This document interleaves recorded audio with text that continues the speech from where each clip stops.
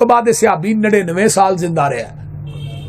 हजरत अता बिन अबी रबाह ने मैं आखिर तक इनू रफुल यदैन करके नमाज पढ़दिया वेखिया।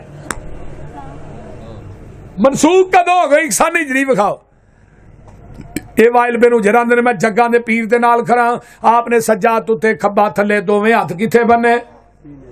और बोलो सदर दा माना की बहावलपुर दा सदर चौक नहीं, इधर मेरे हाल वेखो सदर सीना है, इधर मेरे हाल इत्थे ते आ इत्थे जेडे बंदे ने ना मौलाना अब्दुल्ला नासर रहमानी हाफिज़ाउल्लाह फरमाते होंदे ने आ जिहड़ी है ना धुनी तो थले इत्थे पेशाब दी थैली है।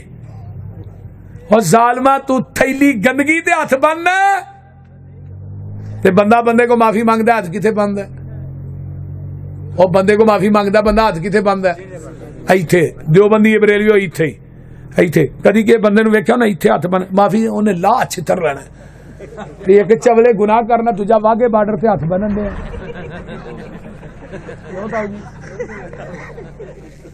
वो जे बंदे नूं धुन्नी ते हाथ बना के माफी मंगानी वारा नहीं खांदी, मैनूं दसो रहमान नूं किवें वारा खांदी है।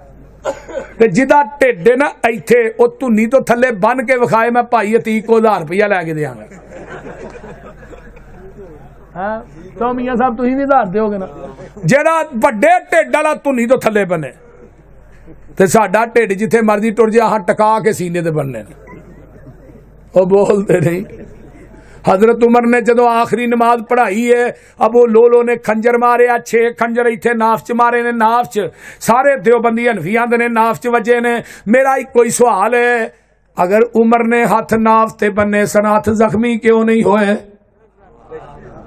बोलो एडी टैक्नीकल ते एडा वड्डा सवाल जे मौलवी मर जाएगा जवाब नहीं आना। इस तरह जी धुनी पिछे भी होंगी मैं मौलवी नूं चेक लम्मिया पा के चेक करो जी पिछे वे के अगे वे।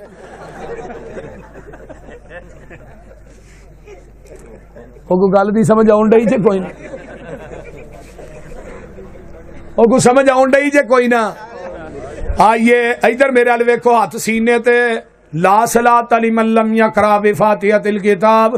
कोई नमाज नहीं जिदे अंदर सूरत फातिहा बोलो बोलो ना पढ़ी जाए। आंदा जी साडा रौला इमाम दा भी इमाम दे पिछे विखाओ ते जे मैं इमाम दे पिछे विखा दिया फिर पढ़ लोगे ना। कंजुल माल किताबुस सलात बाबुल किरा एक कंजुल माल लिखने वाला कटर हनफी है। अगली गल भी जे हनफी है ये आंदा ला सलात लिमन लम यक़रा बिफ़ातिहतिल किताब खल्फ